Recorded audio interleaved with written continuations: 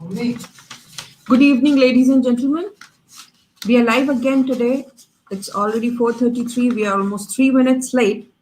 May I introduce to you Mr. Roy Andersen from England?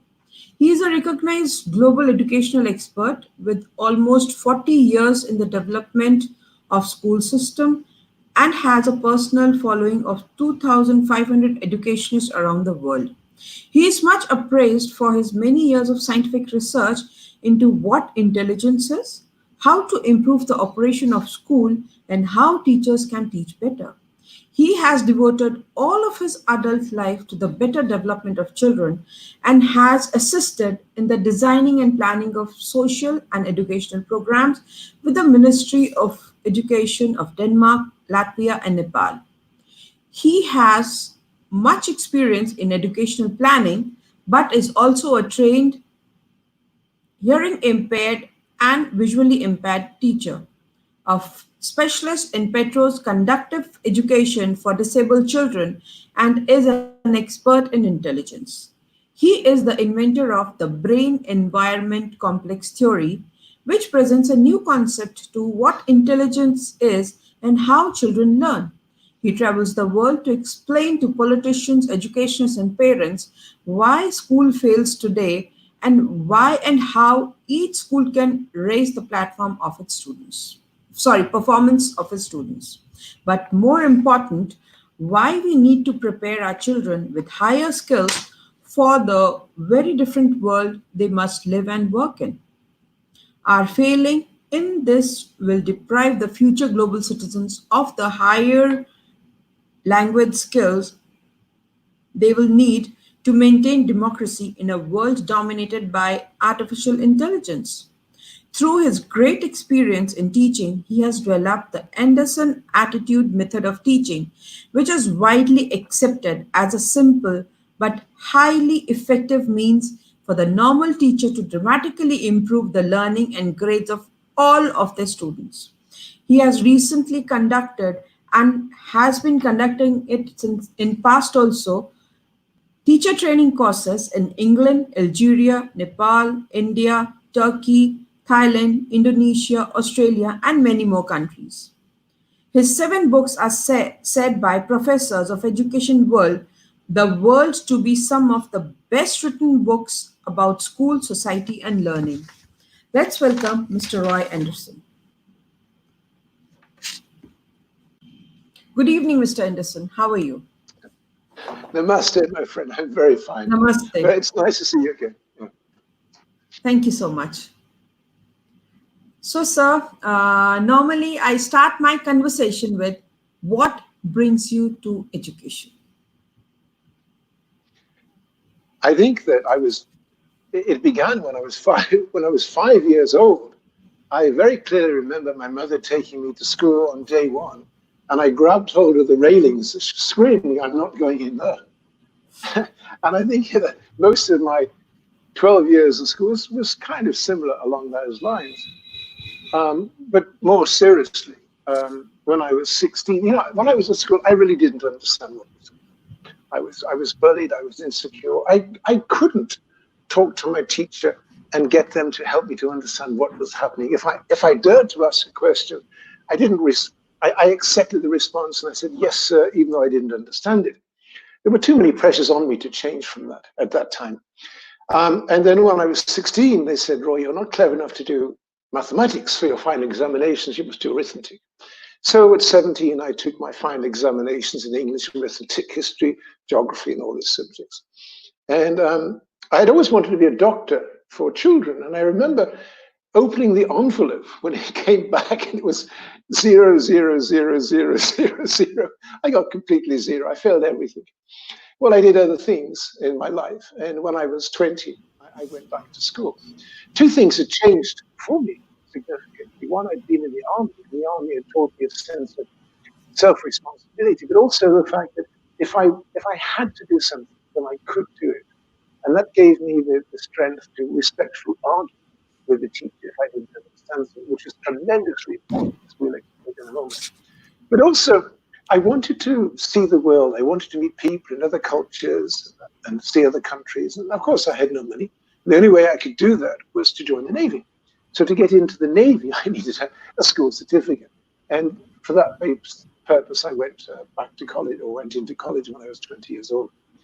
With those two factors of having a purpose and having a sense of self-control over the learning process. In the end of the first year, I was the top student, and I came top in every examination. And when I finally left, I had equivalents of, they were all 90% passes in above A level, UK A level. And I remember I think it was 92% in applied mathematics. And it was amazing for me that I failed arithmetic when I was 17, and yet when I was 24, I could do so well in mathematics. But then I did other things, and in my 30s, I asked myself a question. I just wondered if children still had trouble to learn as I did. And I found out that nothing had changed. In every lesson, you'll have one child, maybe two, who really understands what's going on. But most of the children, when they leave the classroom, will say to the friend, "What was that about?" And of course, they don't understand. So that was, right. It was then a desire to help all the children. I never wanted one child to fail in their education as I'd done. And so because of that, then I began to research and work in school. All right. So, like, as much as I know, is that you have been researching into education, how the brain works, how intelligence works, everything. And once while we were talking, in fact, when I met you for the last time, you explained to me very clearly that intelligence is not inherited from parents. Right? Now, I have two questions. I have two questions. One is, how long did you research into education? And secondly, what made you research that intelligence is not inherited? They're both very important questions. I actually dedicated 10 years of my life. I didn't work for 10 years. Of course, I did odd jobs and we survived. But for 10 years, I taught myself everything about human development, from the conception, from the embryo, from the fetus, how the brain develops and how intelligence develops through the fetus and is affected by the mother's emotions, chemistry, and then how it's affected after birth. And then, of course, then I studied everything about genetics, neurology, social political science, technology, as we'll come to in a moment, because that's tremendously important. That actually drives education. And everything to do with human development. I became fascinated with how every individual related to the world about them, from a child who was deaf and blind, to one who was deaf, to one who had a motor problem, to one who appeared normal, and to those who seemed to be gifted in some way. And what I richly found, that everything comes down to just sensitivity, and this is based on emotion. The aspect of intelligence, I think that it was tremendously important, because when I began to, in my 30s, I would go to schools and I would say to teachers, why are these children so different? Why is this one or two so really smart and the rest kind of struggle, and there's one or two who are really stupid, the troublemakers? And the answer came back to me, well, they're born different. We are all born different. Some are born tall, short, fat, thin, big nose, big ears, long chin, short hair, green hair, whatever it is. And I thought, is it really true that we really do inherit a factor of intelligence? Because then I looked at my own life and I thought, 17, they said I had a very low genetic count. And when I was 24, they said, wow, you got a very big genetic count. So why do we really think that intelligence is inherited? And it's a very, very long story, and I've made some videos about this, but basically, I went way back right through the beginnings of psychology to its origins in 1879. There was a guy called William Wundt in Leipzig who opened his first laboratory, and everything about psychology built up from Wundt. But where did Wundt get his ideas? I discovered that Wundt was heavily influenced by a man called Francis Galton. And this, of course, is a very long story, but Galton was not a psychologist at that time. He was tremendously interested in maintaining a political stability in the world that he knew. The 19th century was a great time of political turmoil. Basically, what had happened, well, I mean, this is a very big subject. Basically, what happened is that we'd moved from the agricultural to the industrial phase in Europe. And this involved people in the agricultural era were under the control of the landowners. They couldn't do what they wanted to do. They had no freedom. They were conditioned and contained by the power of the landowner. But when we moved into the industrial era, there was a need for people to man the factories. So people were brought from the fields into the towns, which expanded into big cities, to feed the machinery, the factories. And come together, these people realized that we have a way to control our own life. This was the breeding point of socialism. And that sparked off all kinds of revolutions. And in fact, the 19th century was the age of assassination. There were more attempts on the lives of the royal families in Europe than in any other time in our history over 2,000 years in European history. And it was a tremendous time of great fear for the establishment. They could see these people wanting a better life, but that meant that they would lose their quality of life and how to maintain it. And of course, well, in 1848, there was a revolution in Paris that spread like wildfire, and every country in Europe went into revolution, except England for a particular reason. The kings and queens fled their countries. They went back to England. They went to England for safety. And the people were then, they exploded in the rights, equal rights, free speech, free newspapers. There was a great gaiety. But of course, the monarchs, the emperors, they wanted their control back. So they came back with militia and soldiers, and they squashed the revolution. In the 30th of June, 1848, there was about 3,000 people just dragged out of the houses and executed in the streets. The whole revolution was stopped, completely finished. But from 1848 to 1914, the whole of Europe was a nestbed of spies and informers trying to find out who the socialists were, intimidate them to keep them quiet, or put them in jail, or even exile them. So the system, the political system, contained. There was a kind of stability. But the problem really was how to maintain this. I mean, previously they'd used military force, executions and frightening people. But there was some greater need that was required. And actually, it came from the Greek philosopher Socrates. In a conversation with Glaucon, Socrates was asked the question, how can we maintain political stability? How can we get everybody just to accept the life that they were born into? And he said that we would say that the gods created three kinds of men: gold, silver, brass, or iron. And then we would issue an oracle that if the men of brass or iron, the low levels, ever came to control the state would collapse. And that fed right through all our civilizations, the idea that you can't be a king or a queen unless you got blue blood. And in 1855, de Gournay wrote his Inequality of Human Races, which basically followed Socrates and said that if the lower classes ever came to rule the state would collapse. And that inspired Galton to actually, he was terrified, he was a tremendously wealthy and influential person, as to what he could do to maintain this political stability. And he did. And he wrote a book in 1869 called Hereditary Genius, which basically set the guidelines that in every society you will have an elite ruling factor. These people will be more capable to rule the rest, and these people can be identified by their physical features, whatever it happens to be, because these physical features prove the mental capacity inside. So if you inherit this, then you inherit this. And that means that because the father, the grandfather, the great-great-grandfather was the judge or the king or whatever it is, then this son has the right to do that. But of course, that was way before we discovered anything about the brain. What we now know is that the cerebral cortex, is the top part of the brain, is not influenced genetically, and it is developed purely through environmental information, which is why the children of today will have a different brain than we've got, because their brain is influenced in different ways. But anyway, in a very short story. Then I began to study, the psychometrics, the psychology and everything like that. And basically every IQ test that was developed, and so the SAT test, still today, as it's used, although unwittingly, is for a political agenda.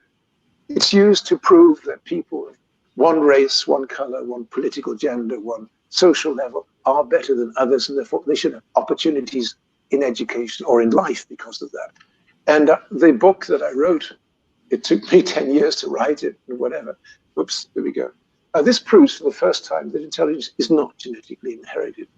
And if you go into that, you can find out the lies, fraud, deceits by the leading psychologists to convince civilization that intelligence is inherited for political purposes. So, for example, in 1955, the Bell Curve was published in America, which tried to prove that white people are 15 points higher in intelligence than black people and Hispanics, and therefore whites should be given better opportunities than blacks because they won't waste the money, they'll make a better society. But of course, when we looked into the statistics in that book, it was just lies. It was just misinterpretation of data and manipulation of factors. There was nothing in it. Every normally born. So there was a woman, you can take all these psychometric tests, which actually don't really prove anything. And of course, we can go into that, but that's not the point here, is that it all basically comes down to what do we really know? You must understand that these psychometric tests, these factor analysis or correlation coefficients, they only look at data. But there's no real factor where that data comes from and how it's interpreted. And that we can go into at another time. But there was a woman called Nancy Bailey, and she devised the best infantile testing system, widely recognized in the world. And she stated that after 50 years and 50,000 infants, that between 0 to 14 months, there is no discernible difference in the intelligence of an infant to relate to information or to use language. Of course, cry and relate to information like that. Of course, babies has for specific cries. I'm hungry, I'm tired, I'm frightened, I need attention. And I actually can recognize some of those. So when I'm watching a movie and I hear a baby crying, I think, for goodness sake, the baby's sleepy or the baby needs food, whatever. I can recognize those cries. Whatever. Anyway, so my friend. So, we have been discussing about inherited intelligence and all.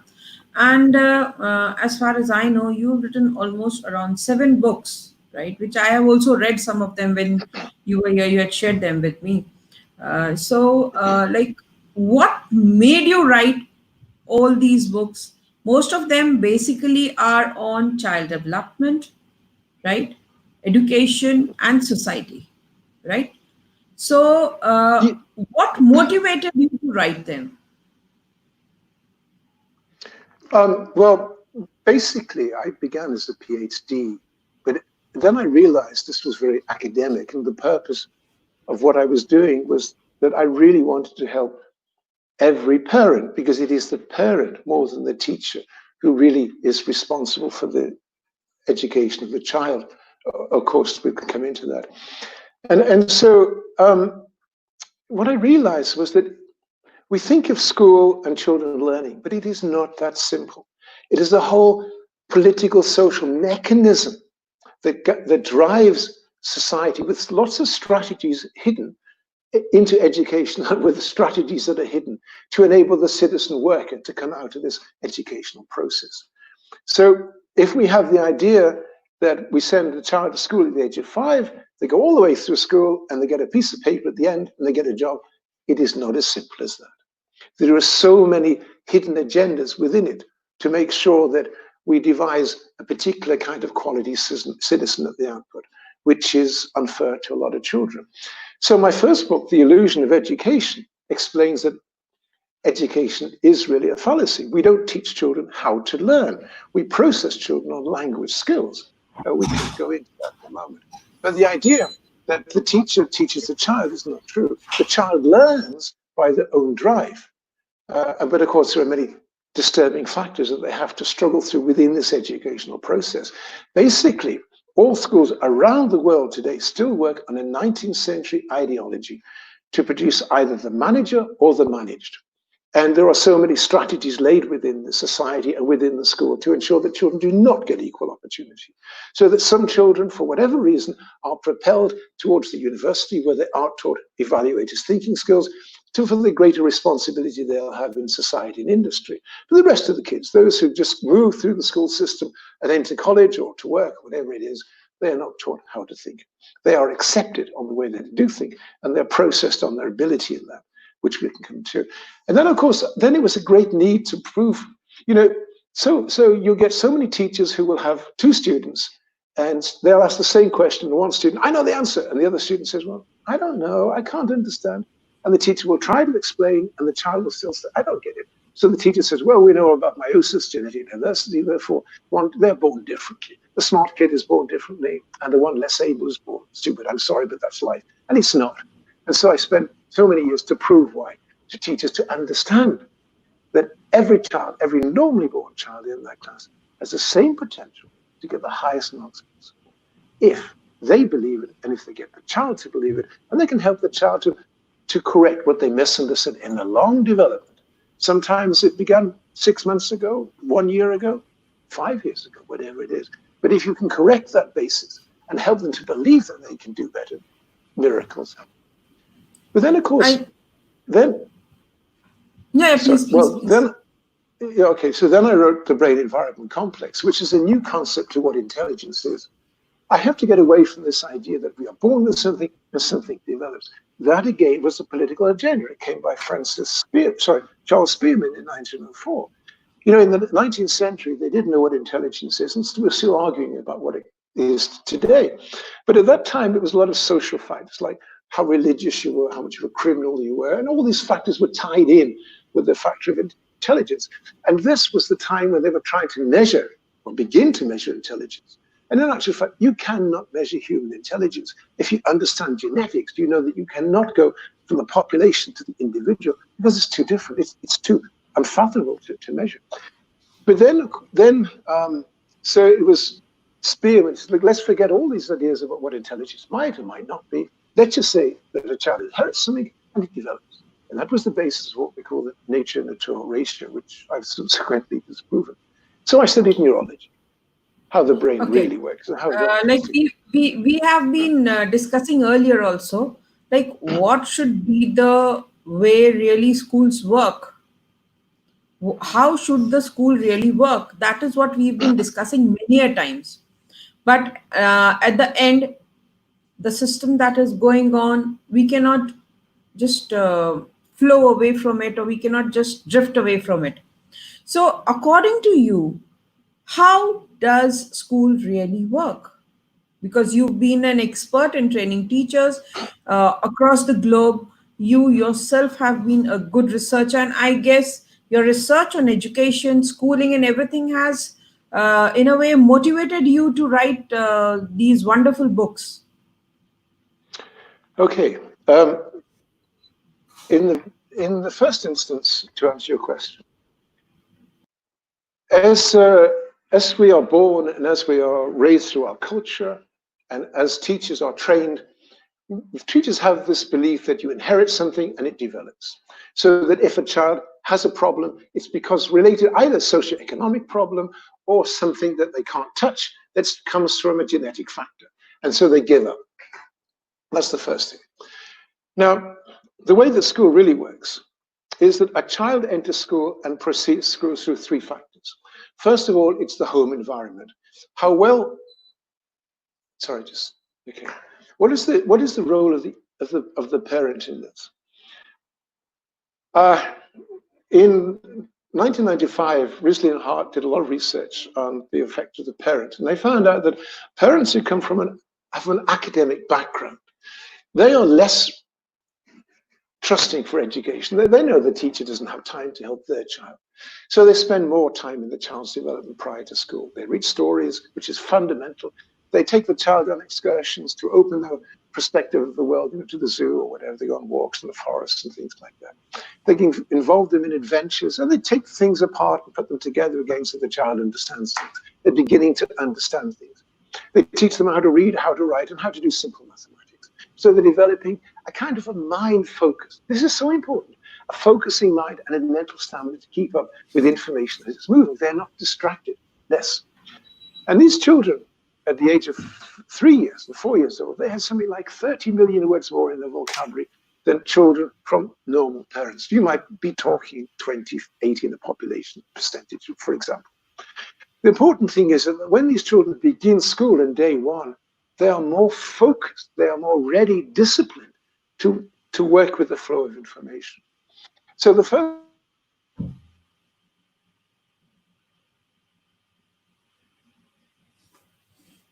I think there is a internet issue.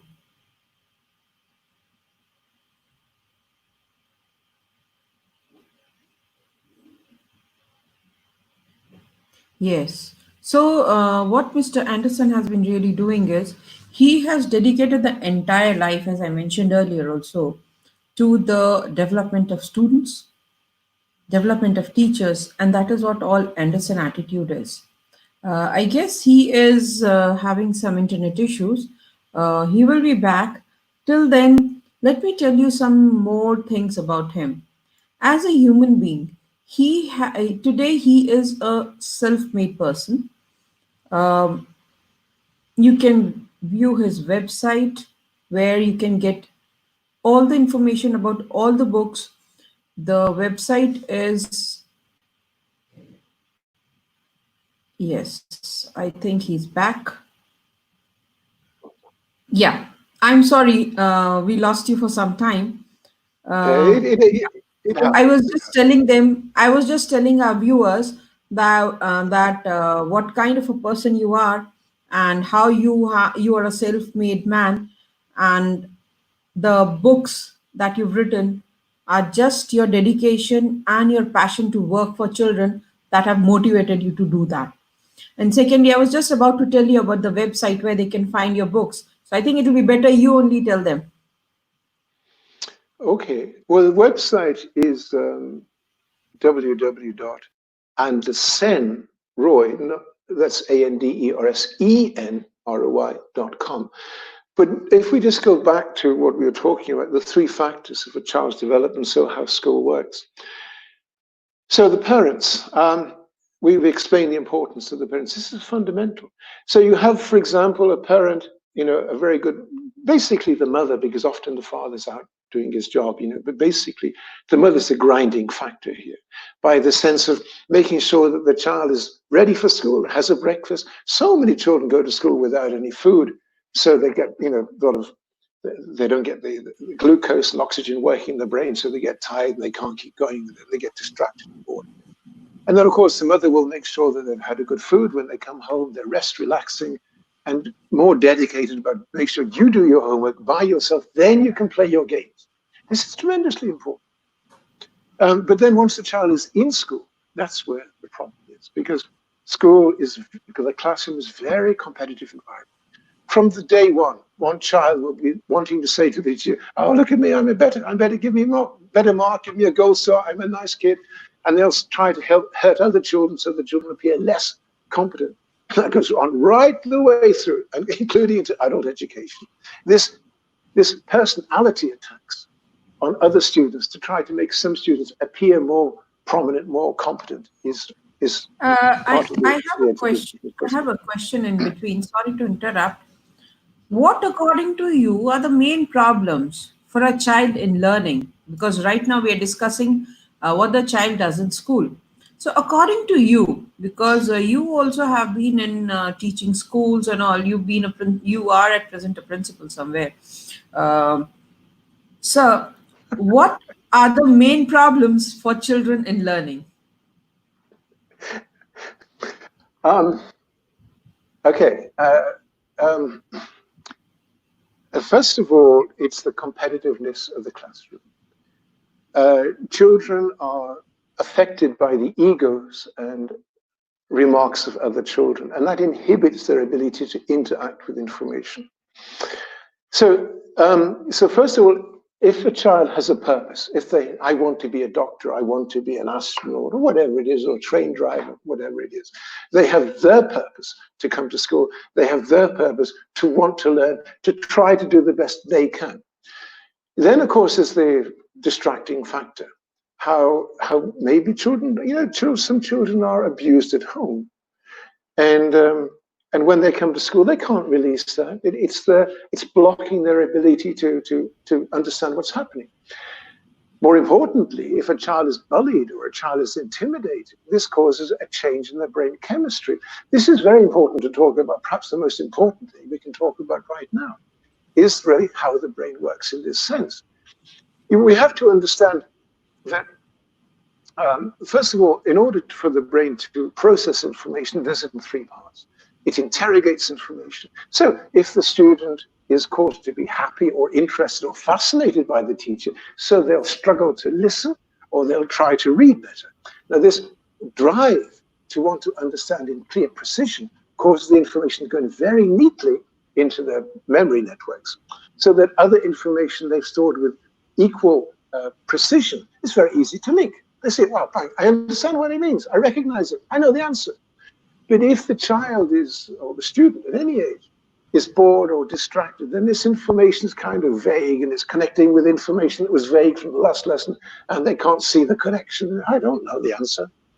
And then, of course, once they do know the answer, it's how they present their mind. And this comes to language, which is one of the things we've got to come back to in a moment as to how school works. So their ability to express their mind verbally or in writing is what they're evaluated on. And this basically comes back to how efficient they are in telling a story, which is why it's so important for parents to tell stories to children right throughout their childhood. I mean, I was telling a story to my children every night. And then when they were about 15 years old, they locked the door to stop me coming in to tell them stories. But stories are fundamental. They create vocabulary, enable the children to understand different scenarios, different perspectives, imagination, and it gives them the ability to put their thoughts together in a concrete sequence so they get better presentations. So this factor of, rather than saying how able a child is, it's more interesting to say how disabled they are by the factors of distraction. Let me explain to you. You know very well the brain has got a lot of neurons, brain cells. This is one brain cell, this is another brain cell. They do not touch, there's a gap. We call it a synaptic gap. And what happens is the electrical impulse will move along a neuron, be carried by a chemical to the next neuron, and move through the brain, alternating chemical, electrical, chemical, electrical. Now, there are 50 chemicals, neurotransmitters. One of these is called cortisol. This is very important in education. Cortisol saves your life outside the classroom. Inside the classroom, it can destroy your opportunities in education and so on. It works like this. Imagine you're out walking. You're out in the countryside, blue sky, green trees. You're very happy. You're relaxed. You see a flower, beautiful red flower. And you look down, you're interested. You look down, you examine it. You remember other flowers you'd seen, other shapes, petals, textures, smells. You're having a learning experience. Suddenly there's a noise. And you see a snake. And your mind says danger. Now, as soon as your mind says danger, according to the level of danger, it causes a chemical change in your body. One of the things it does, it causes this cortisol to overproduce. These chemicals are always moving. So then they overproduce and floods the frontal cortex. And it blocks this synaptic gap so that the signals are not transferring. You're in a brain freeze. You're looking at the flower, and you're just looking at the flower, and you're looking at the flower, and nothing's happening. You're just looking, because the other part of your brain is saying, deal with the danger and run away. Now, for children or an adult in the educational process, if they feel there is a danger, if they feel other children are laughing at them because their nose is too long, they've got a poor clothes, or they come from a different kind of a family background or something like that, or somebody is going to beat them up after school, any type of a fear like that will cause the cortisol to rise, and the child will not be able to think. I remember going to one school in Nepal, and the teacher came and he had no idea about teaching. He thought it was great. He came onto the blackboard, he wrote on the blackboard, and he shouted to children, do you understand? And everyone said, yes, sir. Nobody did. And he carried on, do you understand? Everyone said, yes, sir. Nobody understood anything. And then there was one boy who was in the back, was just like, and he said, you boy, stand up. Now, when that boy stood up, he was so embarrassed. I knew exactly what had happened. He was so embarrassed, so the cortisol, there was a danger, the cortisol rose level, and he couldn't see, he couldn't think. His brain just could not work with anything. And the teacher was getting more angry with him because the child didn't respond, because the child couldn't respond because his brain was frozen. And I said to the boy, look, please just sit down and relax. But for the rest of that lesson, that boy was watching that board like this, to give the impression he knew exactly what was going on. But I knew for that lesson, and probably for the rest of that day, his brain wasn't functioning. I've had similar experiences of that, so I know exactly what happens. So, of course, there are two aspects here. One is that once this cortisol is triggered, it can last for a day, If the child is repeatedly abused or bullied or insulted, it can last for many, many years, and that can interfere with their ability to process information. Um, there's a lot of research done on that. But so that's one factor. There's so many interesting points. You've got to keep me on track here, because otherwise we'll zoom off in a different direction. Definitely, Help me. definitely, I'll do that. Okay, Definitely, I'll do okay. that. Yeah, I know. So the ability of the child. Okay, well, I've got confused now. Where are we up to? What is the process of the school? Help me. What is the last question we're Yeah. dealing with? What does what are the problems we've discussed? In fact, what are the main problems for children in learning? I guess what you've said is we as teachers and parents, we need to make it very clear to ourselves that we do not trigger the cortisol in the child's brain, so that his ability to learn, Yeah, and perceive what is being taught we does not get this hampered. is That's very, very true. Unfortunately, a lot of teachers think that they need to be authoritative in order to control the minds of the children. Sit down, be quiet. I'm the boss here. Shut up. In fact, I today I was discussing it with a parent. These days, you are quite aware that all over the world, online classes are going on, right? Online education is going on, rather, for school children. A girl is in class 2, right? And she was there was an essay given. She wrote it to her, she had written it in her full capacity. I think that was the best. So the teacher who was online, she was literally shouting on her, saying that you have written it wrong. Then the parent had to step in, and then again the teacher, after in the other class, one of the classes, because of that those words, the girl was really very very upset. The teacher literally told him, "If you don't do it this way, I'm going to throw you out of the class." Whereas the teacher needs to be thrown out of the school completely. So this is actually, this is what is happening. The teachers are not ready to. I'm not branding, or I'm not just tagging anybody, but the fact is that this is going on, and we need to take care of it. We need to take care of it. We as individuals, we need to make it very clear to everybody that we are not teaching the children out of just sheer happiness, that okay, we are just going to let them do whatever they want to do. No, we are teaching them to well, build well, a better future. okay. We got so much to talk about here, and that's the purpose of the methodology that I've developed, is to create a learning environment through love. But of course, many teachers don't understand what that means in a learning context. It means to give security and stability. So, incidentally, this teacher you just remarked, they're everywhere. I remember in England, there was one girl who the maths teacher said to the girl in front of all the class, "You're so stupid. Why are you in my class?" I mean, this is not a teacher. This is, what kind of a person is this teaching people? Because once you insult a person, once you hurt them or take away any respect, cortisol goes up and they can't think. They don't believe in themselves. You destroy their opportunities. But my friend, we've got to keep on track here, because there's so many factors we need to talk about. How does school really work?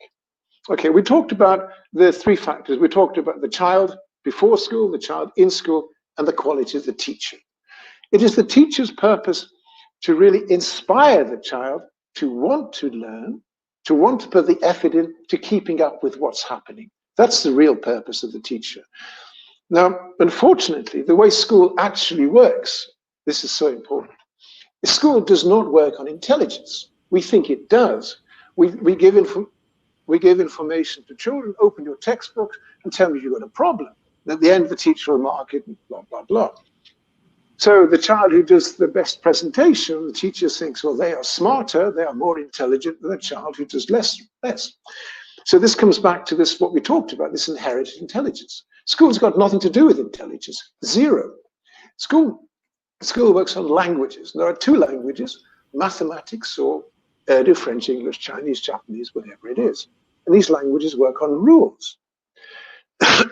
Now, if the child is motivated to want to understand the rule when the teacher's talking about it, they're not distracted by other thoughts, fears, but they can concentrate on it.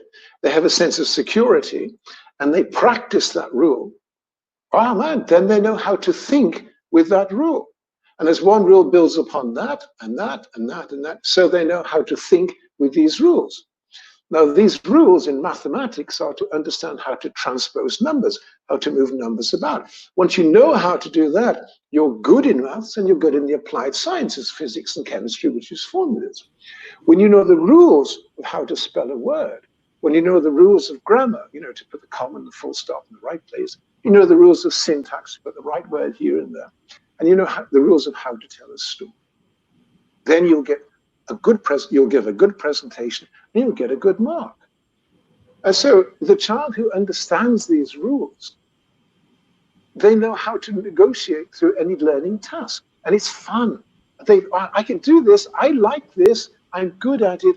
Therefore, I'm creative, and then they go exploring how they can use what they're learning in other aspects, which is then development.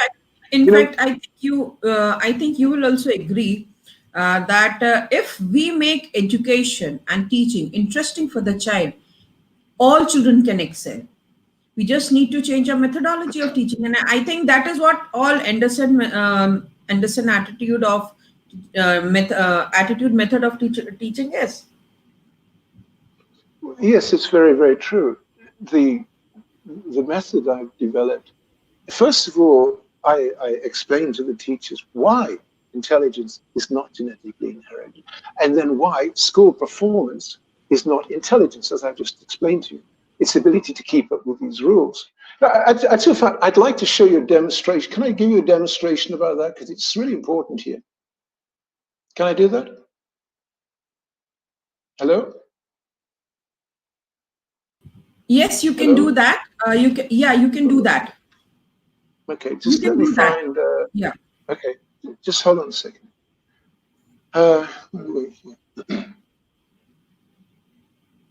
Just a simple demonstration. Here we go. Okay. Now I got a screen share. Yeah.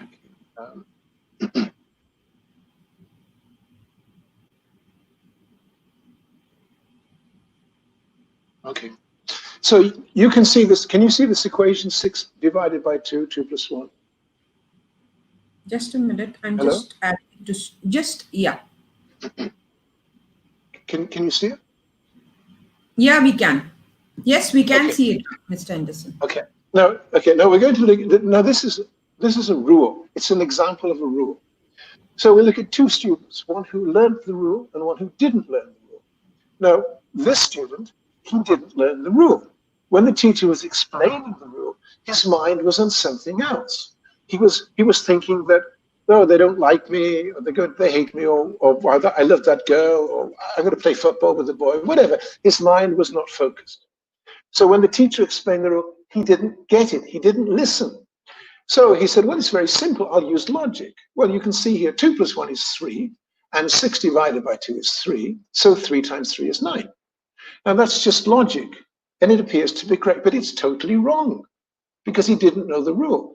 Now this boy learned the rule, which is BODMAS. So first of all, number 1, you must do the bracket. So 2 plus 1 is 3. Number 2, you do the multiplication, which is 2 times 3 is 6. And thirdly, you do the division. 6 divided by 6 is 1. This has got nothing to do with intelligence. It is just simply learning the rules.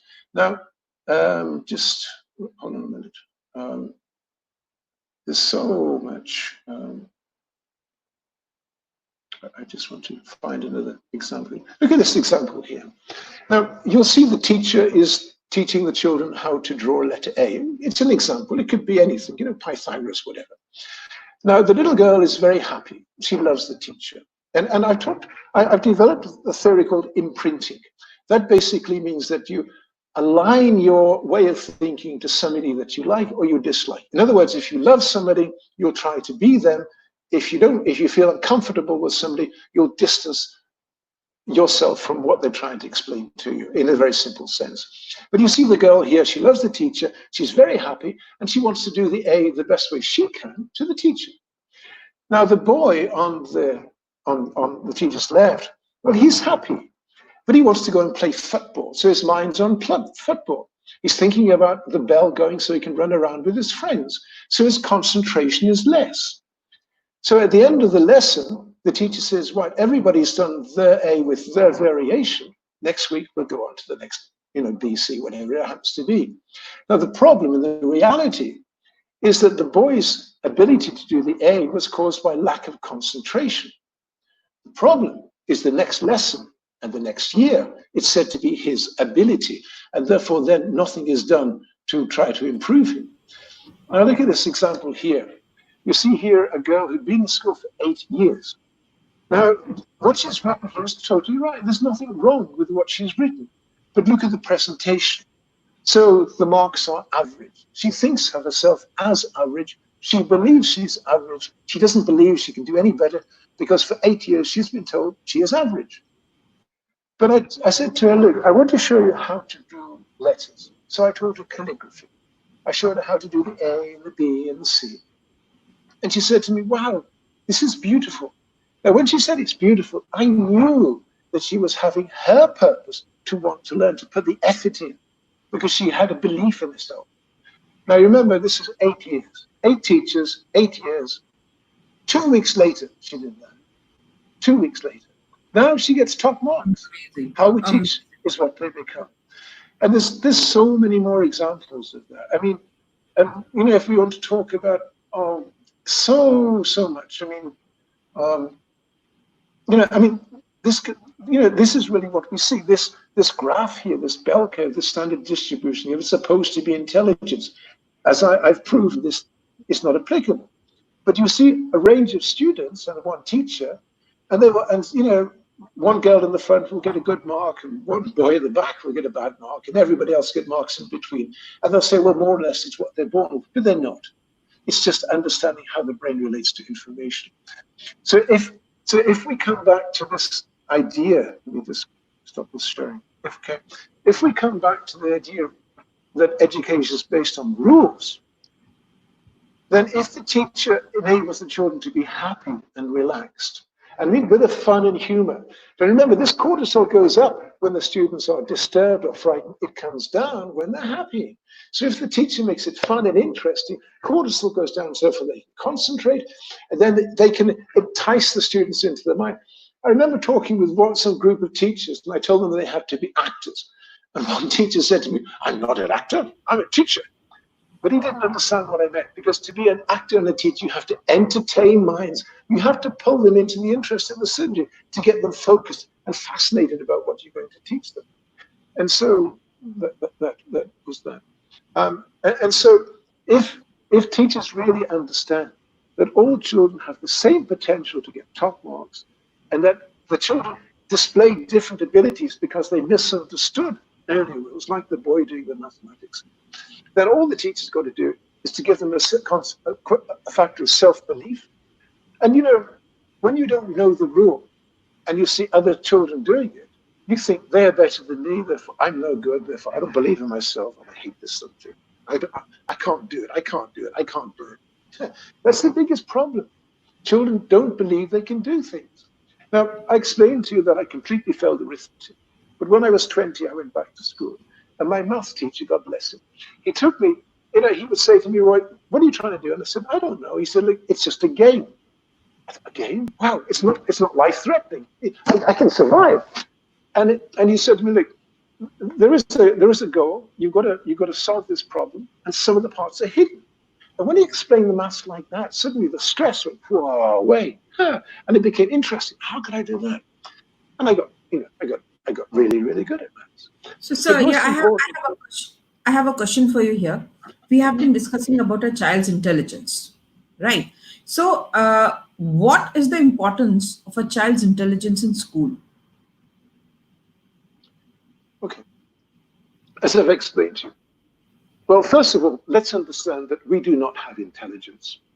The idea that we have intelligence came from Charles Spearman in 1904 when he did his nature nature ratio. And he believed that one day we would find a part of the, of course, in 1904, we knew very little about the brain. And he said that one day we will find a part of intelligence in the brain. Well, we never did. We don't have a lump of intelligence. Intelligence is a word that we've devised to try to evaluate the responses that individuals give. That response does not prove where the ability comes from. There's a whole network of very complex backgrounds and factors. So the child, first of all, we don't have intelligence. Secondly, intelligence has got nothing to do with school, because school is only rules, and learning to concentrate and work with those rules. And the ability of the child to work with those rules is dependent upon the mother, the whole background, the way that they can control the learning environment so they don't feel pressurized. The teacher gives them the ability to believe in themselves, to ask questions and interrupt. And it's this ability to interrupt with the learning process that is the key to the child's development. If the teacher says, be quiet, listen to me, at the end, ask me questions, and one or two will put their hand up and the rest will try to hide, then that teacher has taught the children nothing. Teaching, as I've explained in my methodology, is a way. I want to share the screen again with you, because I want to show you something if I can here. Now, okay, let me just see. I'll be back. Okay. Can you see this classroom? This classroom, the organization of minds? Yes. Rina? Yeah, Okay. yeah, we can. Okay. Now, this is a political arrangement. Basically, if you understand the history behind education, there are, of course, a lot of good people who came up with good ideas about how children could learn from the year dot, how you can explain things to a child. If you look at America, you've got John Dewey, who was a great pioneer in helping the child to understand information. But the educational system wasn't interested in that. All it wanted to do was to process kids either to be the manager or the managed. And so they took the philosophy of Edward Thorndike at that time, who said that children should learn by repetition. Now, Thorndike did his research on children on rats. He made experiments with rats and gave them food or pain. And when he found that they responded more to pain than they did with food, then Thorndike said that the children should be beaten if they don't put the effort into learning. I'm serious about this. And so this idea of discipline came into the school. Sit down, get smacked, get hurt if you don't learn. I'm sorry to say that I was in northern India and I saw a teacher kicking and punching a student. Couldn't believe it. But anyway, and then, of course, the technology. This is the key thing we need to talk about here. It's the technology that drives the society, and the society drives the education. So the children are more competent for the coming technology. This is why I studied technology. But as the technology began to change in the 1960s, so education realized it needed a different way for children to learn. So then they brought in the work of Jean Piaget. Now, Piaget gave the idea that children should learn by themselves. And his work came from studying snails, not children. Piaget studied how a snail changed the color of its shell when it moved through different environments, pink, green, yellow, whatever. So then he reasoned that the child can adapt to an environment by its own interests. But that again tied the child to the way it had been developed. And therefore that was said to be what they were inherited. But this is quite wrong. And then, in the 1970s, the work of Lev Vygotsky from Russia became more prominent. And then we began to understand his zone of proximal development, where the teacher takes the child from what they do not know and helps them and guides them to what they do know. This was the beginning of what we call mediation. And this is really one of the bases of my ideology, is to help the child to understand what they're doing. First of all, you have to make it a very happy, a very interactive class where the children are allowed to interact, because that's the only way that they can change their mind. If I say to you the word chair, you have an image of a chair in your mind. I have one in my mind. They're totally different. It's only by talking to each other can we come to a common agreement about what the chair should be like in both of our minds.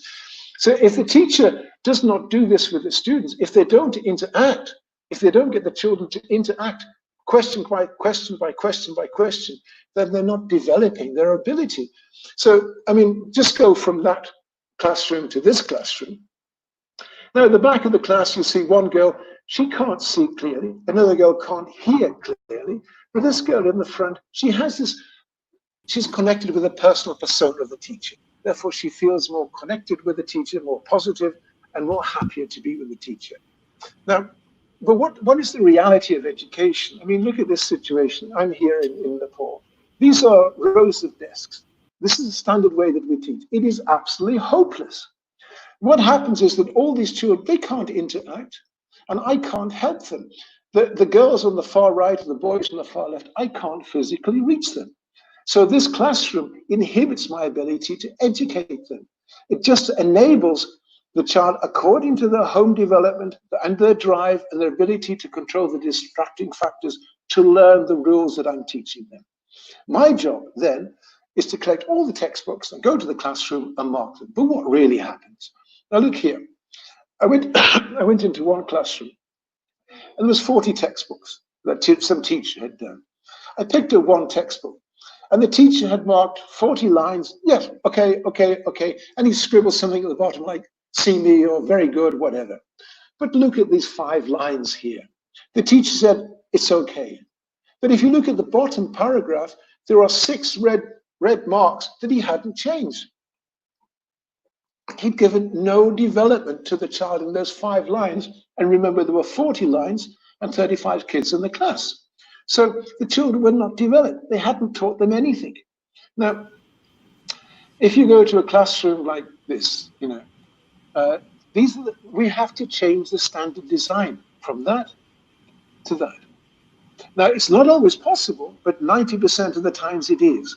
And once you can change the classroom to that design, then you're changing the whole ability of the children to learn and the ability of the teacher to teach. Because now the teacher can walk around, this is in Nepal, now the teacher can walk around to the children, they can help the children as they make that mistake, as they make this mistake, not 1 week later when the child's not interested. They can say, oh, it should be our country, not the country, because of a particular reason. And so once you have this design, then the teacher can help the children bit by bit, lesson by lesson, week by week, and in the year you will develop their ability. And we're not doing that. Now, this was a very crowded classroom, but we still managed to do it so the teacher could actually move between the rows of desks. And that's one of the factors that we need to incorporate, is this design of the classroom. So that is fundamental. Sorry, one. So I would like to know the meaning of your Andersen attitude methodology. What exactly it is and how it works, because we have been discussing about how the schools are working, how the teachers are teaching, what the sitting arrangement for students should be, what should be involved so that students get better, how they engage with the students, how the students get engaged with the teachers. But now the main purpose that we've come together today is to explain to everybody what exactly is Andersen attitude of methodology, how it works, how it originated, what made you develop this methodology. Well, it originated because I realized that children or students were not learning anything in the class. And it was a question of how can I help all the children to learn better? You can see on the screen this classroom design. Now, of course, it's not new. I didn't develop this. But the point is that many teachers who have this kind of a classroom arrangement do not know how to use it. They sit in their desk. The meaning of this kind of arrangement is the teacher, like an actor, is moving around and stimulating the child en masse. And this way, the teacher has the attention of all the children. The teacher now can see that one child is not passing a note to another child or using a phone under the desk, and they're paying attention. And they can catch the eyes. You know very well, when you're teaching, if you can see the eyes of the student, then you know what response you should expect from them. and how you should be teaching. If you're teaching somebody and the eyes are dead, you know you need to change your attitude. You can't do that with rows of desks where the eyes are kind of invisible. Therefore, you just become a blah, blah, blah, blah, blah kind of teacher. But when you can move within them, when you're on a one-to-one basis, as this arrangement enables you to be, then you can watch the eyes, and then you can understand if you're teaching the right way or if you need to change your way of teaching. So basically what happened was that I realized that students need to be fun. It needs to be focused. It needs to be interesting. It needs to be personal for each student. It needs to feel that the teacher likes me, likes all the people, and I can ask a question. So, for example, when the lesson begins, when I was in Japan, now remember I failed school completely when I was 17. I ended up as a lecturer in one of the best medical universities in Japan for 9 years. My first year I had 60 students, and then it was about 80 or 90, and then I had 130 in the third year. There were so many, it was impossible. They were like this. I thought, how can I teach them? And I thought, I can't teach these students, there's too many. They have to teach each other. So I put them in a corridor, and I put them in two. This is a fantastic system that every teacher should incorporate this. I put them in two rows, row A and row B, so that every student has a partner. Now, the idea here is that the student in row A asks their partner in row B a question, and question. Now, after some time, you have to change it, otherwise it'll dry up. So I gave a signal like that. And then the student at the end of row B, he moves to or she moves to the end of row B, and so that everybody shuffles up one space. So the partners change. And they ask questions, and then again, questions, or whatever. Now, in the beginning of a lesson, what should happen is that all the children knew exactly what happened in the last lesson, therefore they're interested to learn this lesson. That doesn't happen. The reality is they're not interested. They weren't interested in the last lesson, they're not interested. They have to come in. So they come in with a mind blank. You know, if you ask the student what happened last lesson, they have no idea. So you have to get their mind working before you actually teach them. So I use this idea of two rows to begin the lesson, where they just talk, just for 1 or 2 minutes, just to get their mind going about something they knew or they didn't understand in the previous lesson. Then they sit down, and then I try to tell them a story. If you can teach through a story content, you'll capture their imagination. They will find something relevant about themselves in the story content. You know, there's a lot of examples, but we don't have the time to go into that right now. But develop a story or an anecdote or something that's human, that's personal, that takes you away from being the authority into a kind of a comrade. That's what you need. A comrade that they see as being equal but respectful because you know you have knowledge. And then explain to them, look, I know that your ability to concentrate is about 10, 15 minutes. And after that, the human brain loses concentration. So I'll make a deal with you. If you give me 10 minutes concentration, I will give you 3 or 4 minutes of yourself. You can do anything you want, but you must be quiet and not disturb the class or the room. And it works. They'll do anything to get their freedom.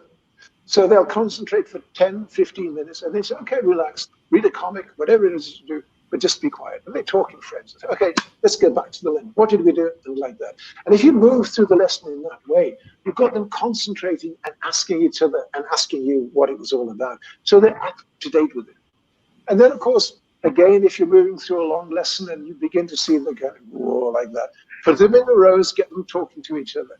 Of course, you have to monitor them to make sure they are asking questions about the lesson and not about what was the movie like, or what will you do on Saturday type of thing. And then at the end of the lesson, make a competition. This is a quiz. This is great. You put them into groups, group A, B, C, or whatever, how many you got, and you make questions about the things that you've learned in this lesson and they should have learned in the previous lesson. And they'll find out that by the questions that you ask them, they will actually see a different perspective to the information and learn it. So this is a question of really getting them to remember information. And I teach them, like, I use funny strategies, So I was teaching, what was it? There was a Greek philosopher called Herodotus. And if I say the word Herodotus, it's gone, finished. But if you get everybody to say the word Herodotus, and everybody does their own version of that in a funny way, they don't forget it, I was teaching my teachers the length of the rivers, and I did it in such a way that they knew months later the length of the rivers. And it's this fun way of getting them to remember information. And remember, if they hold on, if they learn something by an emotional sense, then there's a picture of emotion in their mind, and they can keep with it. And then using that information is based upon the strategies that you've helped them to understand how to think, how to work with it. So I have a And question so, in this. yeah, In between, sorry to interrupt. We have been talking about involving the students, helping them out. How, in your methodology, would you be able to help the teachers? If you could tell us some strategies, the teachers and teachers who are watching us right now, hopefully they can imbibe them in their methodologies and make a little bit of difference. Because as much as I know, Anderson attitude methodology of teaching is completely different from the normal teaching methodologies. To do that, a teacher needs to get imbibed into the course, the entire course, she needs to imbibe it into her, or he or her. yeah. So how like just a few pointers, because I am getting comments where principals and teachers, they are wanting to know if you could tell some strategies, two or three strategies, that can really help them improve their methodologies. Okay.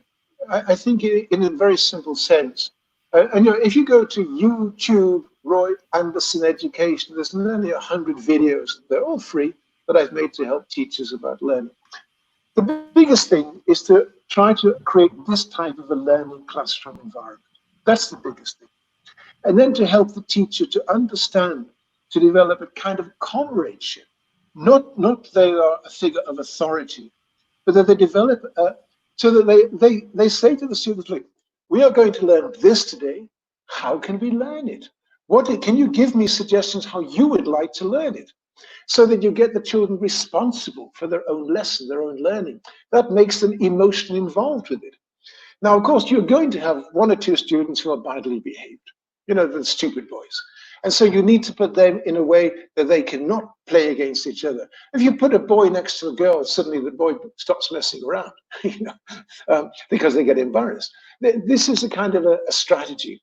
And if there is, I'm tired of going into a classroom and seeing the children who want to learn in the front row and the children who misbehave in the back row.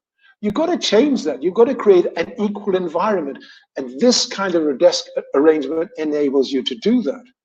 So try to use this arrangement is fundamental. I mean, you can't do it in all instances, but in a general learning sense, you can do.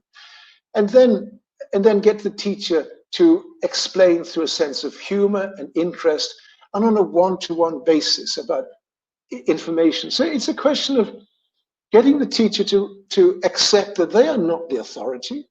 Children today are smarter than we are.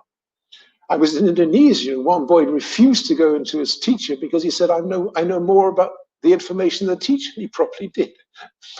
So rather than, we have to move away from this idea of the disciplinarian with a big stick. I mean, I was caned every Friday. I didn't learn anything.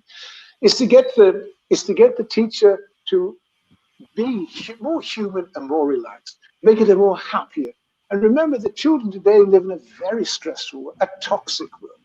They are bombarded by pornography so that boys relate to girls in a way that they don't understand when they're 6 years old. They're bullying, they get pressurized and bullied by this. There's so much pressure on the children today. We need to make the school environment a home, happy place where the students regard the teacher as being the kind of guardian. But also, and unfortunately, in India, there can be very big classes. I've been into 50, 60 kids in a class. So you have to develop some kind of a way where the children can help each other, where the smarter, the more developed ones can help those who are less developed. And so it is important to explain to the children that everybody is born equal, that everybody has the same potential. They have different abilities because they have grown and evolved differently. We talk a lot about brain plasticity, but most people have no idea what it really means. Let me give you an example of brain plasticity. Um, where is it gone now? If we go back to we screen sharing. This is just a small topic. Um,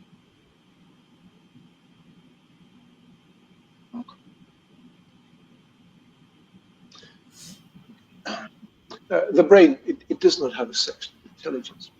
But um, in 1980, there was a guy called Professor Lorber, and he noticed that one of his students in university had a rather large head. And he did a CAT scan on the brain of the student. Now, you can see on the top, there are two images. On the left-hand side, there's a normal brain. This is yours and mine. The white circumference, that's the skull, and inside is the brain matter. But if you look at the brain on the right, there's a black area in the middle.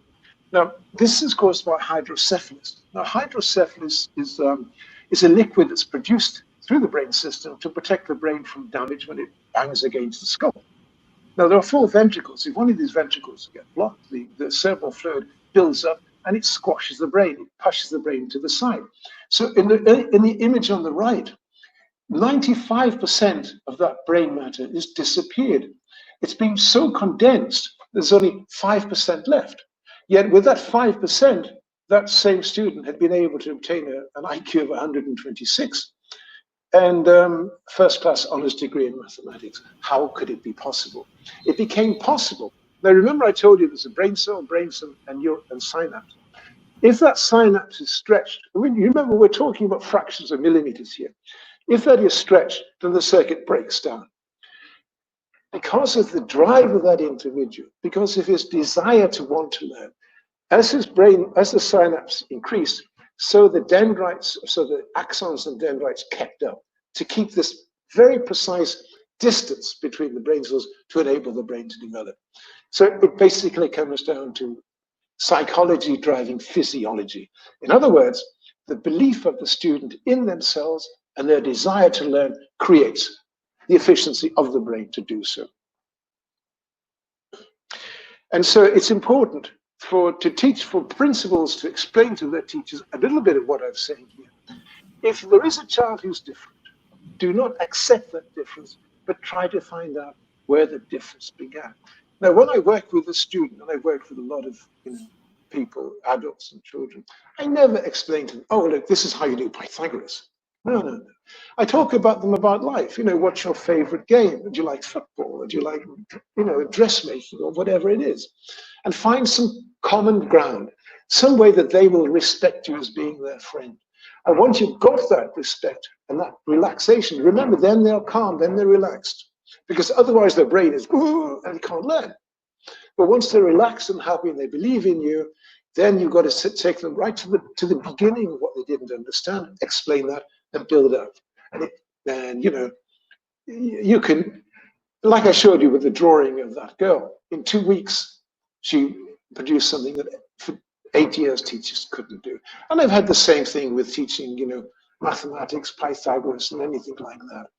It's the belief in the teacher that every child has the same potential and a desire for the teacher to want to help them. Unfortunately, not a lot of teachers have that. There are fantastic teachers, but teachers are like everybody else. There's average teachers, and there's teachers who should not be teaching. And the teacher who shouts at a child in the classroom, they're the ones who need to get another job, and quickly. Because teaching is not just about teaching a child how to do mathematics. It is about preparing a future citizen, a person in the future who will be able to be a responsible person in their society. Okay.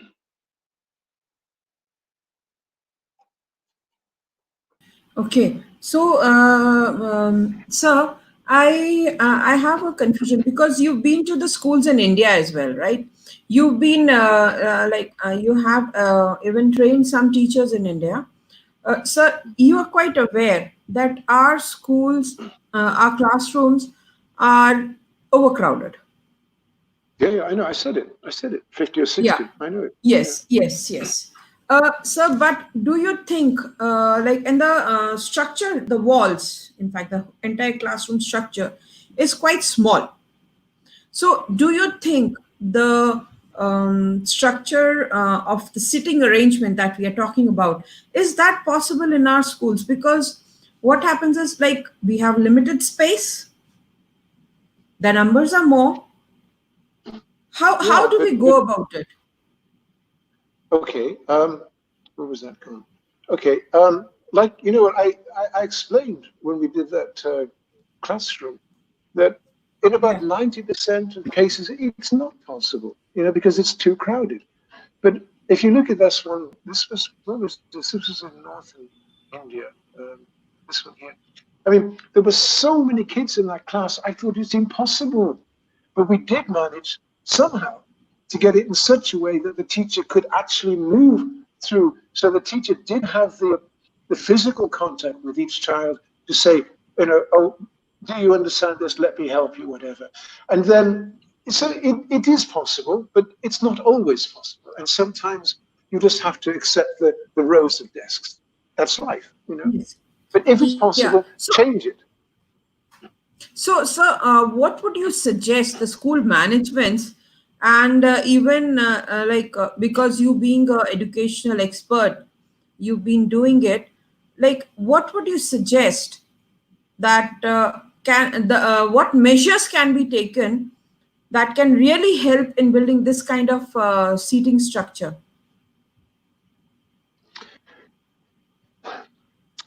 Um, if it's possible, change the size of the classes, make classes smaller, and maybe perhaps alternate um, the learning so that some children come at one time and then children come at a different time. That's one possibility. So it's a question upon the flexibility that's desired, which of course is hindered by finance. Everything is education is about finance. But if so, okay, if it's possible, change the desks in such a way as I've demonstrated here. If it's not possible, is it possible to make the classes smaller? So you have 30 kids and then 20 kids. Instead of having one class of 50, you have one Yeah, class of because 25. over here in India, we have section systems. So directly or indirectly, you mean to say that we need to make another section, keep the section numbers limited, and do not overload the class. We don't overstuff the class. I have a question from Dr. Radha Singh. I think that's what we've been discussing also. In a large classroom, there is vast syllabus and limited time. How do we practice this one-to-one interaction like that? Like you mentioned, we can have eye contact with the students because once we enter the class, we are just glued to the books because we need to get it done as soon as possible. We have 45 minutes. Out of 45 minutes, I guess, according to me, it's just 38 minutes that is effective teaching.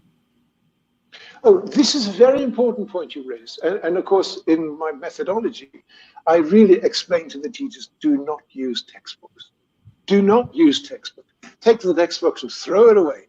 Because when you tell the children to open page 45, their ability to understand 45 will rely upon how well they understood page 44, 43, 40, 35, page 20, but also the language of the textbook. Some children, remember, education is language. So some children will struggle to understand what it means. Others will understand immediately. The way to teach is for the teacher to know exactly what's on those pages in that textbook and design a way of explaining those points in the language of the children by talking about it and by demonstrations and then by interaction. So, there was one class I did, was it gravity, I think it was. And there was about 13 pages in the textbook. I condensed that into 1.5 pages, the essential points, and explained those in the language and with physical interactions so that every single student knew exactly what the content of that was. And then they were then asked to go and study it further. And they wanted to do that because they understood what it was about. It was fun because they'd understood something. So, so the important point here, and I'm so glad you raised this, is to get teachers to put their effort into taking the book, spending a bit of time, and they'll get better and better as they do it, to Right. recognize the key points of this lesson, to take those out and explain those in the language and of the children with an interaction. Question, question, question, answer So question. in a Good way luck. again, in my previous talks also, we've been promoting experiential learning. Right. It's not promoting, rather. I would say most of us, we've come up with the view that experiential learning is more important than theoretical learning. And that is what helps our students also to learn better. What would you say on that? Well, remember what I've explained to you before, is that school is just a question of rules. It begins day one. Hold the pen this way. Don't hold it this way. Don't hold it on your left hand, whatever, Hold the paper this way. Everything is rules, rules, rules, rules, rules. The ability to think is dependent upon rules. To know how to imagine information moving, it's based upon rules that you've been taught how to do this.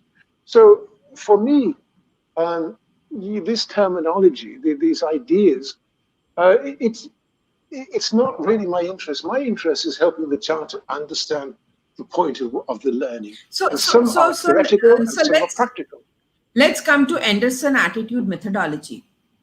How can the teachers, what is the time duration that the teacher needs to get equipped with this methodology? Second, how helpful is it in imbibing education in a child, like imbibing the way a child learns? Third, there are Okay. three questions. The last one is how effective is Anderson attitude methodology?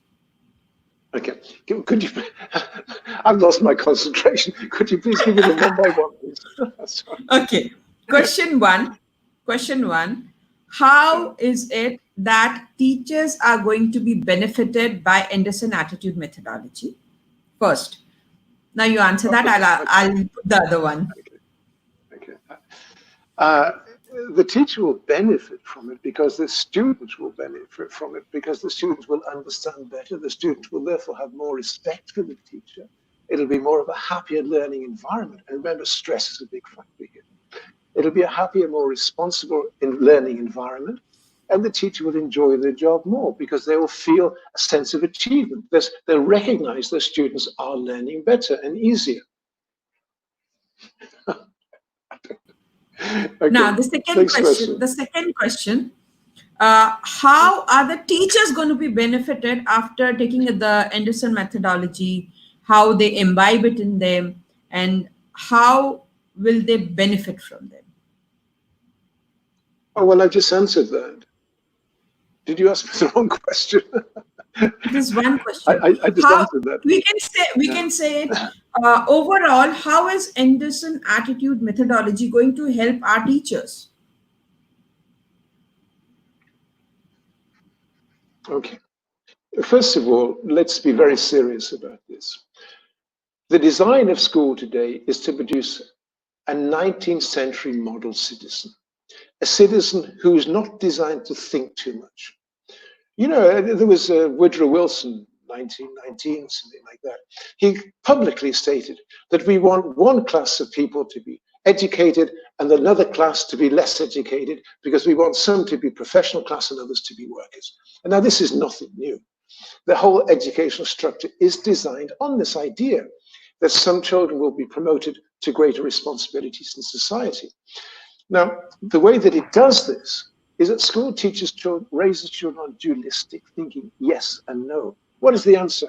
I know. What is the answer? I don't know. Answer. No. Who knows the answer? Who knows the answer? Good. Tell everybody the answer. When the child knows the answer, the teacher is so wrong to use that child to explain the information to the rest of their friends because they're not interested in this boy.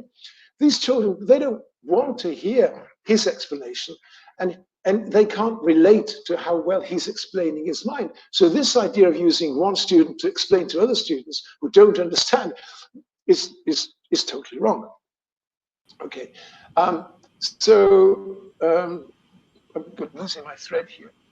So we, uh, as I explained to you, the benefit of the teacher is that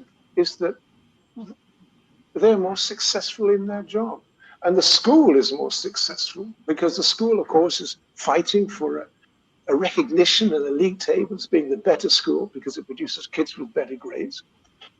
Now we have a big movement in education that they should not just, it's not just about learning grades, it's about learning how to think. This is fundamental to what I'm trying to explain here. The reader is not just passing, is not just helping kids to pass grades, but then they don't understand what this is. To get good grades is reliant on two factors. Number one, you memorize information. Excuse me. And number two, you learn exam strategies. That's it. If you memorize and you know strategies, you can get good grades. But that doesn't mean that you know how to, you're understanding how to think about that. So there's a meaning of, I got a great, yeah, well, I can find it. But so we need to help children to understand not just why they're learning something, but the applications of what they're learning to real life situations so they can understand it easier, which is the practical aspect that you're talking about and not the theory. Um, so, I have principals and teachers from 17 countries, and I've got a lot of testimonies um, about how they found it would really help them and how it helped children to learn better. And I can show you these if you want to see them. No, I have nearly seen all the things that you've been talking about right now. Because if you remember when you were here in India, we had gone through the presentation also that you were recently showing us, and we had seen a lot. We had brainstormed a lot rather. So, my last question for this is about Anderson attitude methodology is like, how can we get our teachers, the interested ones, to get involved in this methodology so that they can benefit themselves, they can benefit the students, and they can definitely try and bring a change. I tried to, um, when I began this purpose in my life, it was to help children to learn better so that all children would have a chance of reaching their dream, whatever it was. But once I got involved in the mechanics of the educational and social system, so I realized that we are not preparing the child of today for the real world that they will live in. And I would like to talk about that in a moment. So I developed an online course. It's 8 modules. And so, and it's great. You just join this introduction, explains the What's philosophy. what's the time duration? What's the time? Because you said it's 8 modules. Oh, What's the yeah, time yeah. duration? Okay, it's up to the teacher. It's up to the individual. If you want to go through it, you can get through it. And this is about 45 hours. But you can do it condensed, or you can take it over a year, whatever. It's up to the individual as they've got the time to do it. Because of course, Okay. teaching can be very stressful, at such times, whatever. Exactly. Exactly. No doubt. No doubt. And How? Yes, sir. no, You I'm sorry, wanted to no, say something? You wanted to say no, it's okay. something? Yeah. How will No, how will education be like after this pandemic is over? wow, that's a really good question and a very disturbing one. If you consider all that I've explained to you, the importance of the child being sensitive in how they analyze information is the key factor to their development. This sensitivity is based on a human element, a belief in themselves, and support from another human being. I like what you're doing. This is very good. This is great. There's a woman called Carol Dweck, and she spent 30 years analyzing the effect of the teachers on the child. And she found out if the teacher says to the child, "That's great, you're good," that created a static mindset. It's, "I'm great, good, that's fine, finished, I'm great." But if the teacher said to the child, this looks really interesting, or I like what you're doing, then that causes a development in the mind. The child then wants to interact more and develops themselves by it. So this role is fundamental. So basically what I'm saying here is that we have now moved into an online situation. A lot of businesses have grown up selling these bits. You can teach online, you can do assessments online, whatever. And the school system, the bureaucracy, the accountants have bought into this. But this is not developing the mind and the heart of the child. Anybody who learns online is limited in this personal development. So anybody can learn, this and this, and press the button and understand it. But the desire to learn it, the motivation to want to learn it, the motivation to want to achieve comes from here, and this comes from somebody telling them that I love you. You know what I mean? That you're doing great. This is very interesting. And that human element we must never lose in education. In America, they have developed this virtual classroom idea because they've got a very serious problem. In the West, we lose so many teachers. America loses 200,000 teachers every year, because of the stress of the job, of the factors like that, low pay, whatever. It's the same in England and in Europe. We're losing teachers so fast. Now, this means that the accountants in education think, great, well, if we can lose a human teacher, that's great because we don't have to pay them. If we buy a software program, the kids can learn from the software program. This is terrible. If that happens, and it is happening now, and this online teaching is going to encourage that kind of online education, then the children will lack that personal human being. So you'll no longer have a teacher with 30 or 50 kids. You'll have one supervisor with 100 children typing away, and the supervisor, stop talking, be quiet, work. There'll be no human being. And this is something we must never lose.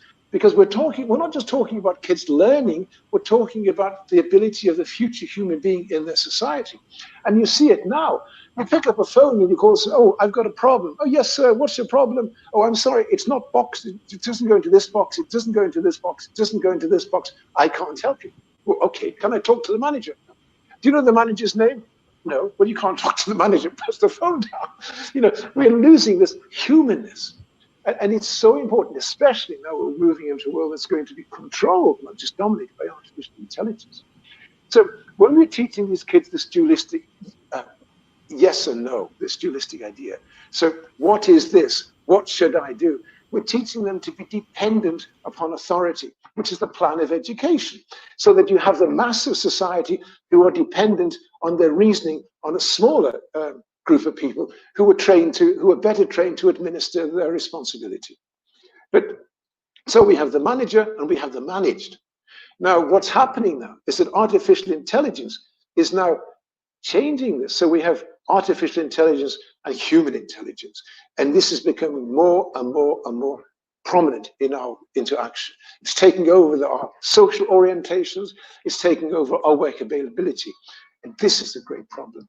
We talk about now in the next 30 years, it's predicted that 50% of jobs will be taken over by artificial intelligence.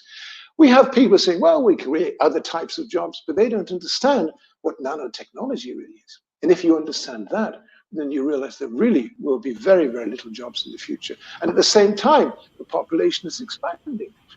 So the purpose here, for me, my initial drive was to help all children to learn better. But once I understood how the system worked, my drive now is to help schools to change this dualistic thinking into evaluators thinking, so that children are raised through not the word what, but through two words, how and why. Now, the word what is used in the cerebral cortex, this big part here. This is where the word what happens. What should I do? What is this? But if you have the emotional content, like how and why, then that's contained in the limbic system underneath. And if the brain develops by its experience. So if you use these words how and why more, then this part of the brain will become larger, more competent. But the problem then is it's not just teaching the children to use the word how and why. It is for the teacher to know how to handle students who ask that question, which changes a mindset in them. And for the teacher to be able to give them the confidence to say, excuse me, sir, why are you saying that? Or excuse me, sir, how can that be? And Basically, then the children, we need to develop the inquisitiveness of the child to get yeah. the courage to ask the teacher why and how, basically. Well, exactly the point. Because Exactly the point. Now, let me answer that. It's really interesting. There was a study done by NASA, and NASA found out that they gave children questions. And before they went to school, 98% of the remarks by the children were genius level. They were geniuses. 98% of those kids prior to going to school, their responses were genius level. After the first 5 years, it had dropped to 30%. And after 10 years, it had dropped to 12%. And by the time all those children finished school, only 2% still had this genius capability. School had destroyed the imagination. School had destroyed the value that you're talking about. How? Because school works on rules. And if you don't learn the rules, you don't understand what's happening and you give up. And therefore, you stop your imagination and you stop your inquisitiveness and you stop your creativity. So to combat that, we need teachers to understand how school works on rules and make sure that all children know those rules and keep up with them, even when they lost them from the last lesson or the last year, and keep it going. Keep these rules alive in the minds of the students so they know the information and they know how to use that information. They know how to apply it. It's all rules. so that's what, I think we are almost done with everything because we've already gone around half an hour ahead of our scheduled time. Uh, Last question. What keeps the drive in you alive? What is it that drives you day in and day out that you are doing wonders every day?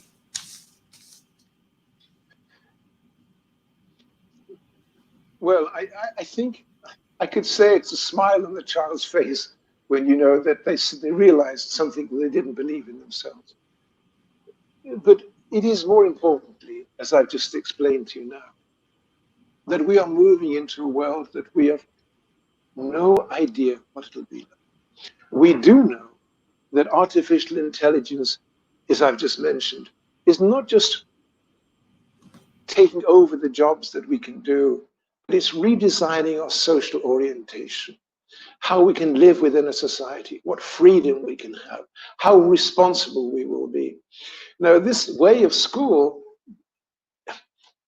it develops, as I've mentioned, a 19th century ideology, where the mass are taught not how to think from here, they think from here. I don't like this, therefore I fight. I don't like this, therefore I go and attack. We need to develop this reasoning so they come out of the situation and they can understand it better. So we need to teach the children how and why, to understand a greater reasoning, so that as citizens in their world, where it will be controlled by artificial intelligence, it's already nearly that now, they will be able to maintain a sense of harmony and a sense of social responsibility. And if they do not do that, if we don't do that, if we just keep producing the same kids that we've been doing for the past 150 years, then society will say, these human beings cannot be controlled, therefore we must control them with more security, more surveillance, and less democracy.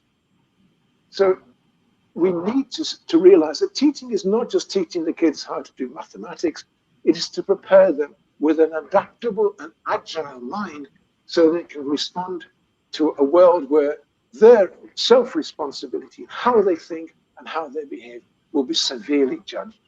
And remember also that, right now this pandemic has caused so many economic problems for people. But these are short-term problems. What is really happening is that God, whatever religion you believe in, it's the same God, of course. God has created a world that's getting better. The planet is healing itself. The city that I'm in, the pollution was so bad in the winter, you couldn't see the sky. It was just a thick smog. Now we can see stars at nighttime.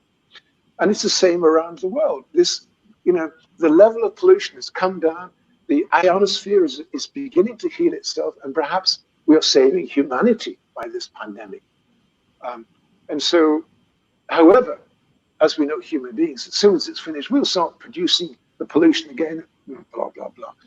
And then we will visit again that the ice fields in the Arctic and Antarctic are dissolving, water level will rise. Glaciers in the mountains are dissolving, drying up. So there's less water to feed the mountain people.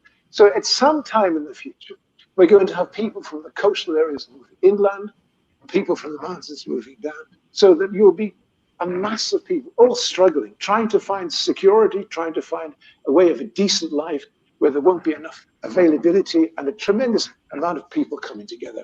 And if we do not teach the child today how to be more responsible to themselves and to the social and world environment, then they will live in a world very heavily controlled, so that they do not have the freedom that we take for granted, right? Right, right.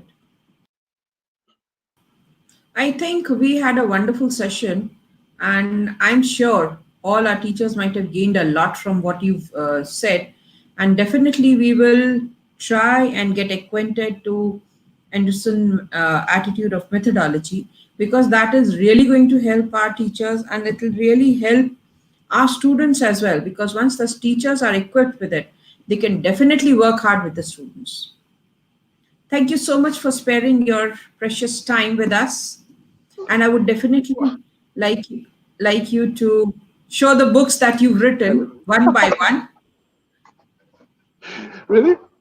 Oh well, okay. Yes, so that they Okay. can note down the names, and if they want to read them, they can order it through. I think it's available on Amazon also.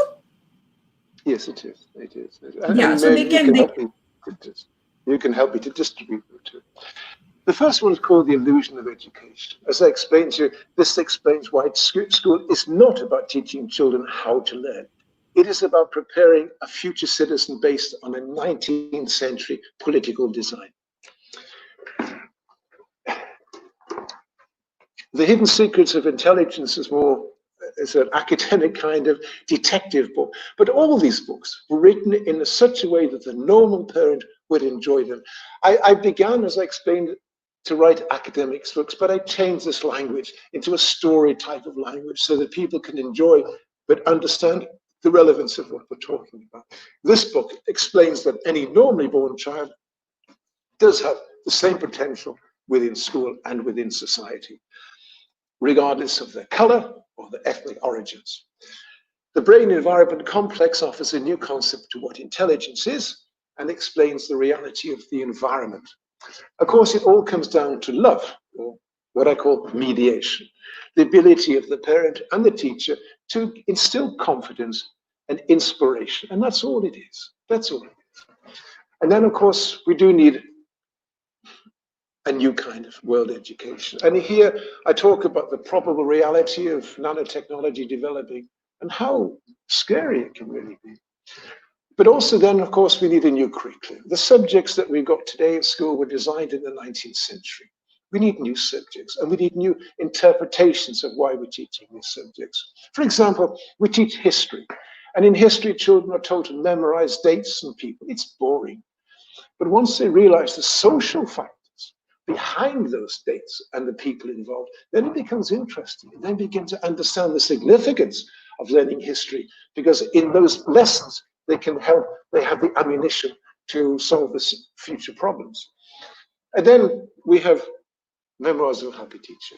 People love it. So they say it should be the Bible of teachers. And I don't know, I would love to read some of it. It's really anecdotes of teaching kids, helping parents, and helping teachers who just got lost in the system.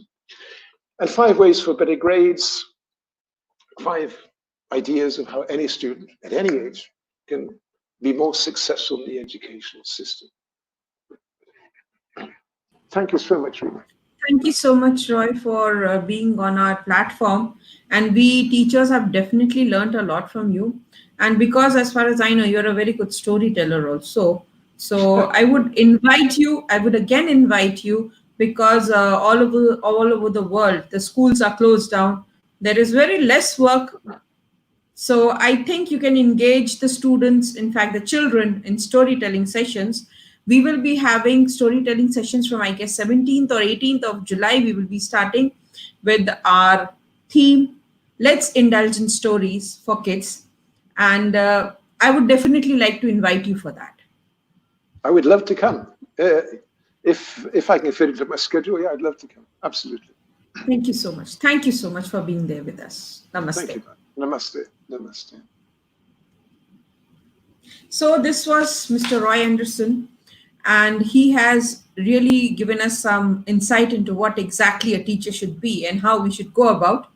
Tomorrow again, 5:30 p.m. we will be here with Mrs. Manju Singhania. She's the founder director for Joy of Learning Dehradun. She's an expert in many ways. She's got a vast profile. It's not easy to discuss it here. The topic for tomorrow is going to be the effect of online education for preschoolers. Thank you. Namaste.